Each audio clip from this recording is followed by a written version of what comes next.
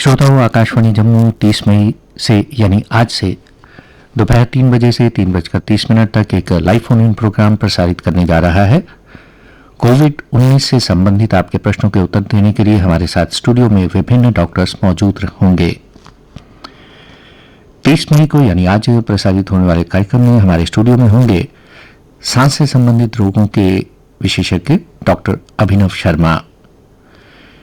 यदि कोविड-19 से संबंधित आप कोई प्रश्न इनसे पूछना चाहते हैं तो आप आज दोपहर 3 बजे से 3:30 तक हमारे इन नंबरों पर कॉल कर सकते हैं।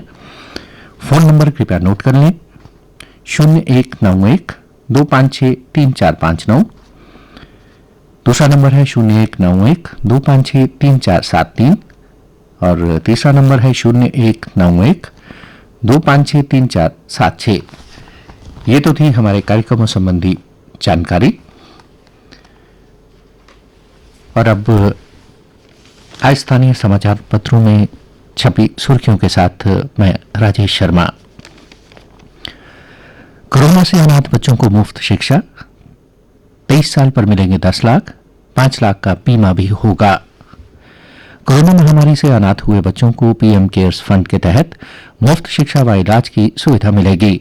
ऐसे बच्चों को 18 साल की उम्र से 5 साल तक मासिक भत्ता दिया जाएगा और 23 साल तक उम्र में एक मुश्त 10 लाख रुपए मिलेंगे। इसका उपयोग ये बच्चे निजी काम के लिए भी कर सकेंगे। आयुष्मान भारत के तहत ऐसे बच्चों को 18 साल तक 5 लाख का मुफ्त स्वास्थ्य बीमा मिलेगा। प्रीमियम पीएम केयर्स से दिया जाएगा। जम्मू कश्मीर में कोरोना से पीड़ित परिवार को 1000 रुपए की पेंशन, बच्चों के लिए छात्रवृत्ति को मंजूरी। जम्मू कश्मीर में कोरोना से आजीविका कमाने वाले सदस्य की मृत्यु पर पीड़ित परिवारों को वित्तीय सहायता के लिए घोषित सक्षम योजना को शनिवार को प्रदेश सरकार ने मंजूरी दे दी। योजना के तहत मृतक की पत्नी या पति के अलावा परिवार के सबसे बड़े सदस्य को 1000 रुपए मासिक पेंशन दी जाएगी। लेफ्टिनेंट गवर्नर मनोज सिन्हा की अध्यक्षता में हुई प्रशासनिक परिषद की बैठक में तय किया गया कि ये पेंशन डीबीटी माध्यम से जारी होगी। हालांकि ये पेंशन योजना केवल उन परिवारों के लिए ही होगी जो अन्य योजना में पेंशन न ले रहे हों। जम्मू में डीआरडीओ का अस्पताल शुरू, कोरोना मरीजों को 3-4 दिन में सेवाएं। जम्मू कश्मीर में डीआरडीओ के पहले 500 बेड के कोरोना अस्पताल का शनिवार को उपराज्यपाल मनोज सिन्हा ने लोकार्पण किया। यह अस्पताल रिकॉर्ड 20 दिनों में बनकर तैयार हुआ है। अस्पताल में 125 बेड का आईसीयू है। यहां 24 घंटे ऑक्सीजन की व्यवस्था की गई है। 3 से 4 दिन के ट्रायल रन के बाद यहां मरीजों को सेवाएं मिलना शुरू हो जाएंगी। वहीं एक अन्य अस्पताल श्रीनगर में भी बन रहा है।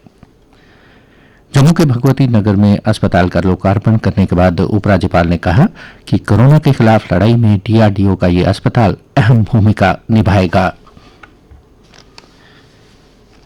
जम्मू संभाग के सभी जिले ऑरेंज जोन में। कोरोना की स्थिति की समीक्षा करते हुए राज्य आपदा प्रबंधन समिति ने शनिवार को जम्मू कश्मीर के जिलों का नए सिरे से रेड, ऑरेंज और ग्रीन जोन में वर्गीकरण किया है। समिति के अध्यक्ष बीवीआर सुब्रमण्यम की अध्यक्षता में हुई बैठक में कश्मीर के 5 जिलों पुलवामा, अनंतनाग, बारामूला, बडगाम और कुपवाड़ा को रेड जोन में रखने का फैसला लिया गया। जम्मू संभाग के सभी 10 जिलों को ऑरेंज जोन में रखा गया है। ये समाचार आज के समाचार पत्रों में प्रमुखता से छपा है। बिजबहाड़ा में आतंकियों ने 2 युवकों की घर के बाहर गोली मारकर की हत्या। दक्षिण कश्मीर के अनंतनाग जिले के बिजबहाड़ा इलाके में जाबलीपुरा गांव में आतंकियों ने शनिवार की देर शाम को नागरिकों की गोली मारकर हत्या कर दी। घटना उस समय हुई जब दोनों युवक घर के बाहर आपस में चर्चा कर रहे थे। उसी समय आए आतंकियों ने गोलियां दागी और फरार हो गए।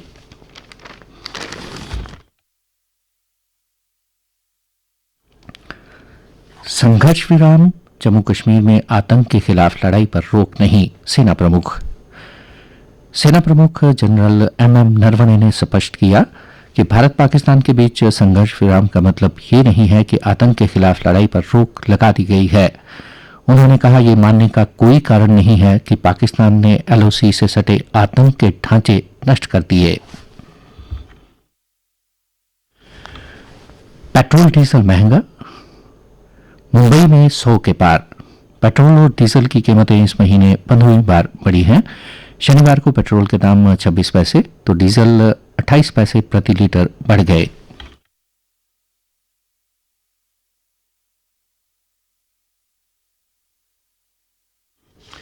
ग्यारहवीं की नहीं होगी परीक्षा, विद्यार्थियों का होगा मूल्यांकन। कोरोना के कारण समर जोन में 11वीं कक्षा की परीक्षा इस बार नहीं होगी। स्कूल शिक्षा विभाग अन्य विकल्पों पर विचार कर रहा है। इसमें बच्चों की बौद्धिक क्षमता को मापने के साथ साथ आंतरिक मूल्यांकन और उपस्थिति की अहम भूमिका रहेगी। प्रदेश में 24 घंटे में 2253 नए मामले, लेकिन राहत की बात यह भी है कि संक्रमित होने वालों से दोगुने 4,334 मरीज स्वस्थ हुए हैं। ऐसे में एक्टिव मामले तेजी से नीचे आकर 40,000 से भी कम हो गए हैं। दिन में तपिश, शाम को तेज हवा, बारिश से मिली राहत। वहीं अरुण मेहता कल संभालेंगे मुख्य सचिव का कार्यभार। डॉक्टर अरुण मेहता 31 मई को प्रदेश के मुख्य सचिव का कार्यभार संभालेंगे।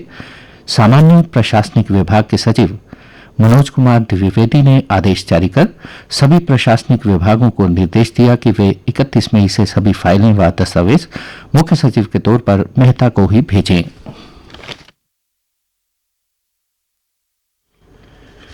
बाबा गुलाम शाह विश्वविद्यालय ने पाठ्यक्रमों की फीस 50% तक घटाई। गुर्जर बकरवालों को आज सर्वे शुरू, स्मार्ट कार्ड व कई सुविधाएं मिलेंगी। जम्मू कश्मीर में पहली बार प्रवासी जनजातीय आबादी का सर्वे शुरू किया गया। ऐसे सभी लोगों को स्मार्ट कार्ड उपलब्ध कराए जाएंगे, जिससे उन्हें सरकारी योजनाओं का लाभ मिलने के साथ ही बिना किसी रोक टोक के माइग्रेशन की सुविधा मिल सकेगी। पहला सर्वे 3 महीने में पूरा होगा। सर्वे में गुज्जर बकरवाल के साथ ही गद्दी व सिप्पी जनजाति के लोग शामिल होंगे।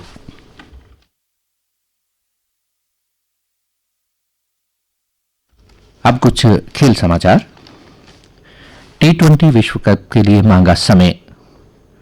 बीसीसीआई की आम सभा ने सितंबर में यूएई में आईपीएल की बहाली को शनिवार में मंजूरी दे दी और आईसीसी T20 विश्व कप पर अंतिम फैसला लेने के लिए आईसीसी से 1 महीने यानी 1 जुलाई तक का समय मांगा है, ताकि भारत में कोरोना महामारी की स्थिति का आकलन किया जा सके।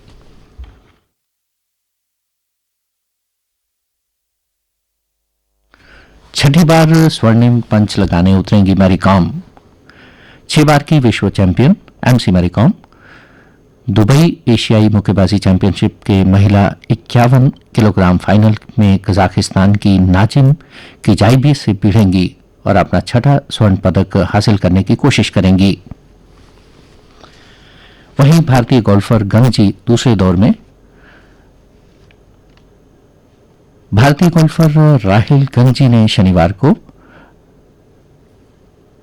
चीन के मिजोनी ओपन के दूसरे दौर में 6 अंडर 66 का कार्ड खेला, जिससे वह संयुक्त रूप से तीसरे स्थान पर पहुंच गए। ये गंगजी का साल का सर्वश्रेष्ठ कार्ड रहा।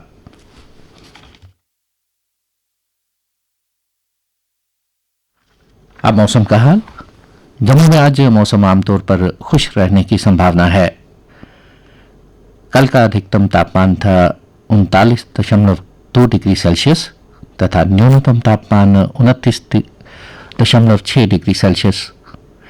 जम्मू में आज शाम सूर्यास्त 7:53 पर तथा कल यानी सोमवार को सूर्योदय होगा 5:26 पर।